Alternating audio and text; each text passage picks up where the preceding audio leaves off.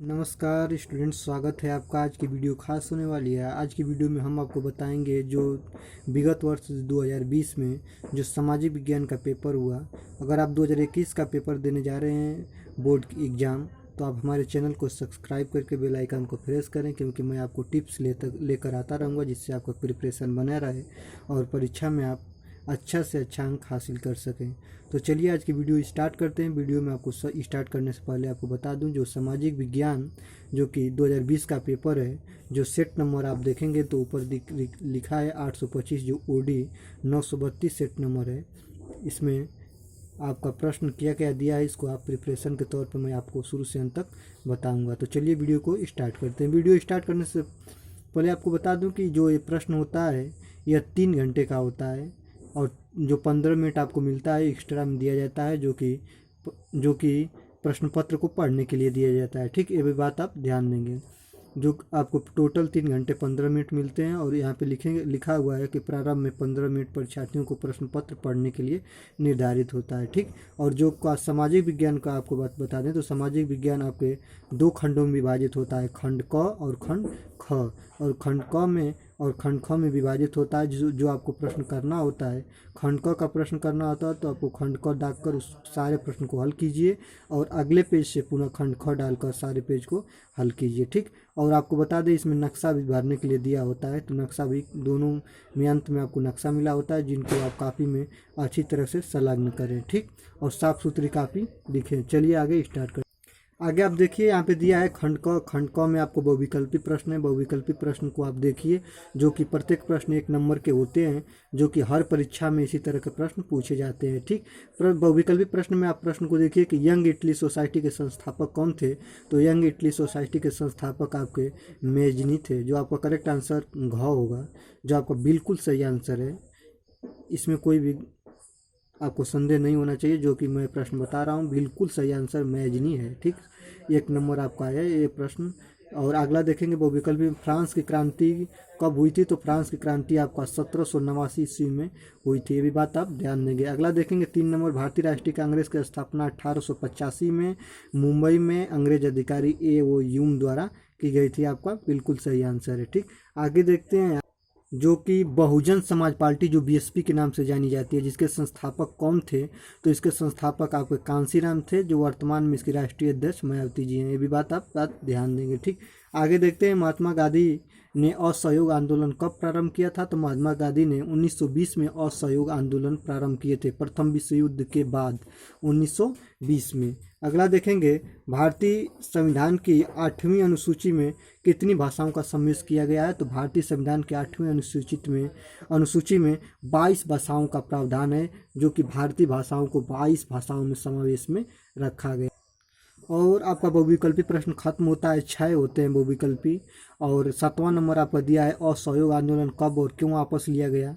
ठीक, जिस पर कब वापस लिया गया, अगर आप इतना ही उत्तर देते हैं तो 1 नंबर मिलेगा, और क्यों वापस लिया गया इसका भी आप आंसर देते हैं तो 2 नंबर का। असहयोग आंदोलन कब और क्यों वापस लिया गया, तो असहयोग आंदोलन कब वापस लिया गया, ये आप हेडिंग डालिए और अगले ही हेडिंग डालिए कि असहयोग आंदोलन क्यों वापस लिया गया, और दोनों प्रश्न को कीजिए, तब आपको फुल नंबर 2 मिलेगा। ठीक, समवर्ती सूची में 4 विषयों का उल्लेख कीजिए, 2 नंबर का है। 4 विषय क्या हैं, अगर चारों विषय आप लिखते हैं तो चारों विषय पर मिलाकर आपको 2 नंबर मिलेंगे। अगर 2 लिखते हैं तो 1 नंबर मिलेगा, और 1 ही लिखते हैं तो हाफ नंबर आपको मिलेगा, आधा नंबर। ठीक, वियना कांग्रेस सम्मेलन कब और कहाँ हुआ था, और ये भी आपको लिखना है। और अगला 10 नंबर पर देखेंगे राष्ट्रीय राष्ट्रवाद के उदय के 3 कारणों का उल्लेख कीजिए। अगर ये नहीं आपको आता है तो संघवाद क्या है, इसकी प्रमुख विशेषता लिखिए। ठीक, और 11 नंबर है राजनीति में जाति किस प्रकार अनेक रूप ले सकती है, उदाहरण सहित स्पष्ट कीजिए।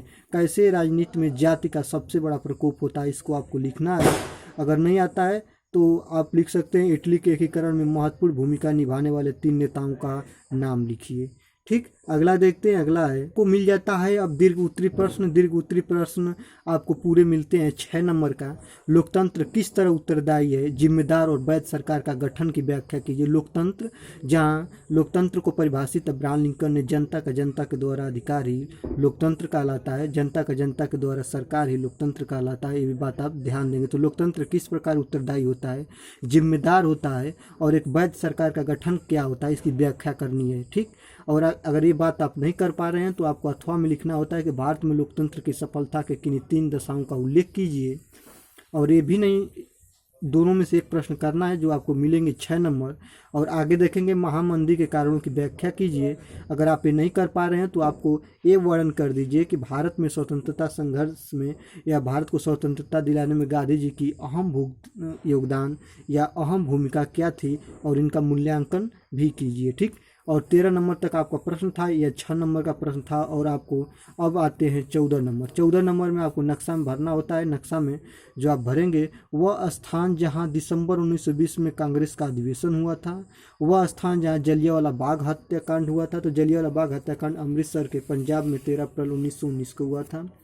वह स्थान जहां कांग्रेस का 1929 में अधिवेशन हुआ था, और वह स्थान जहां महात्मा गांधी ने नमक कानून तोड़ा था, और वह स्थान जहां गांधी जी ने किसान सत्याग्रह का बिहार में नेतृत्व किया था, तो चंपारण। ठीक, और इसमें एक ऑप्शन और दिया होता है कि ये देखिए यहाँ पे लिखा है कि जो दृष्टिबाधित है या जिनको देखने में परेशानी है वे छात्र केवल इसके आंसर लिख सकते हैं, उनके लिए यह प्रश्न होता है। ठीक, अब अगला देखते हैं खंड ख।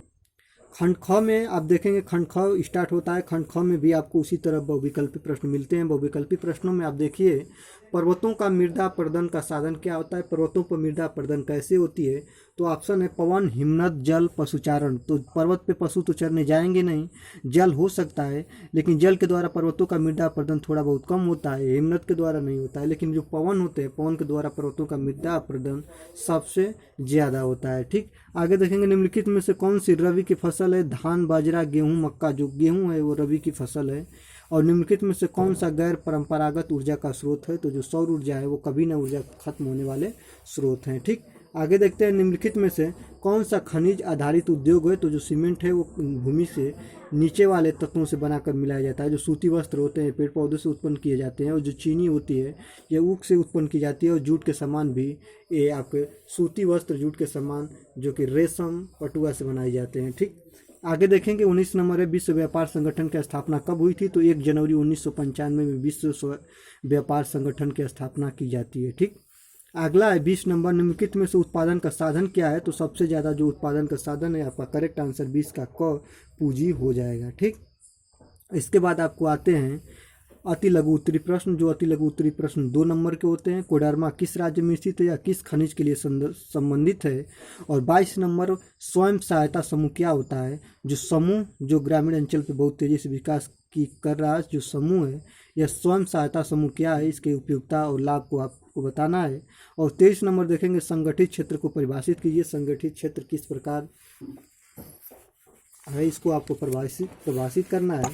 और अगला देखेंगे, अगला है कि जैव विविधता क्या है, मानव जीवन में इसकी महत्व का वर्णन कीजिए। यह 3 नंबर का है। और यह नहीं आता है तो आपको लिखना है खनिज संरक्षण की आवश्यकता पर एक संक्षिप्त टिप्पणी लिखिए कि खनिज पदार्थ हैं उनके संरक्षण के लिए क्या आवश्यक है या अनावश्यक है। ठीक, तो वे खत्म होने वाले पदार्थ हैं, इनको कैसे आवश्यकता संरक्षण किया जा सकता है कि आगे भी इनका उपयोग हम कर सकें। और आपका 25 नंबर प्रश्न होता है कि वैश्वीकरण क्या है, इसकी कोई एक लाभ लिखिए। अगर ये आपको नहीं आता है तो अथवा में दिया है कि भारत में विदेशी निवेश को आकर्षित करने के लिए किसी 3 उपाय का समझाइए।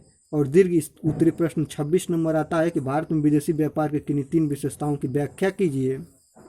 अगर ये नहीं आपको आता है तो आपको करना है पर्यावरणीय प्रदूषण से आप क्या समझते हैं, और उद्योगों से भारत के पर्यावरण पर होने वाले प्रभावों का प्रकाश डालिए। जो कि आपका पर्यावरण का इससे हो जाएगा, निबंध हो जाएगा, जो आपको बिल्कुल करेंगे। आपको इसमें मिलेंगे पूरे 6 नंबर अगर आप सही तरीके से लिखते हैं तो।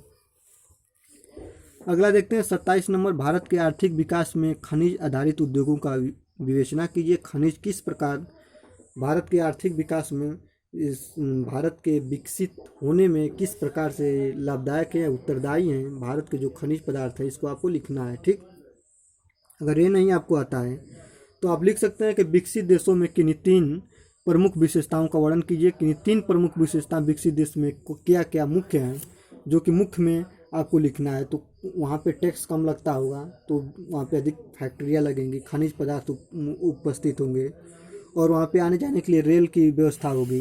ये सभी आपको देखना होगा। ठीक, अब लास्ट आपको आता है 28 नंबर, जो कि आपको नक्शा के थ्रू इसको करना होता है, मानचित्र में भरना होता है। टिहरी बांध चिन्ह द्वारा प्रदर्शित कीजिए, सीमेंट उद्योग का एक केंद्र चिन्ह द्वारा उत्पन्न कीजिए, और उत्तरी भारत का एक अंतर्राष्ट्रीय हवाई अड्डा चिन्ह के द्वारा प्रदर्शित करना है, और मैग्नीट उत्पादन का एक क्षेत्र चिन्ह के द्वारा उत्पन्न करना है। अगर आप दृष्टिबाधित हैं, आपको देखने में परेशानी है, तो आप इसके आंसर भी लिख सकते हैं, जो कि आप देखे हैं। ठीक, आगे देखते हैं। आगे आपका यही है जो दृष्टिबाधितों के लिए प्रश्न है, जो कि आप देखिए, इसको आपको लिखना है अगर आप दृष्टिबाधित हैं तो। ठीक, और चलिए अब प्रश्न खत्म हुआ। आपको कैसी लगी वीडियो? अगर आपको वीडियो अच्छी लगी तो वीडियो को चैनल को सब्सक्राइब करें, वीडियो को लाइक करें, और चैनल पर नए हैं तो चैनल को सब्सक्राइब करके बेल आइकन को प्रेस कर लें, ताकि ऐसे ही वीडियो आपकी प्रिपरेशन के लिए मैं लाता रहूं। तब तक के लिए धन्यवाद।